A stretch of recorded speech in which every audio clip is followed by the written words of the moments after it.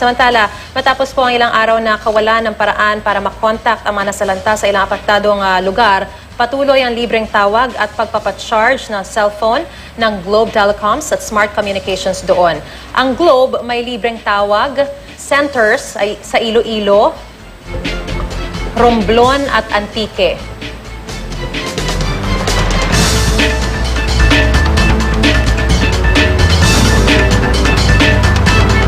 Yan naman po, libreng charging sa Leyte.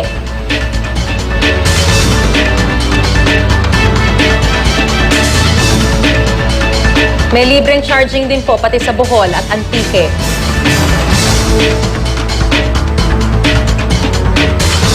Ang Smart may libreng tawag at charging stations din po sa Tacloban, Ormoc at Palo sa Leyte. Gayon din po sa Camotes Island at Bantayan Island sa Cebu. Maging ang Viber Instant Messenger nagbukas ng temporary service para sa mga Pilipino kung saan pwedeng tumawag ng libre kahit po sa mga non-Viber subscriber.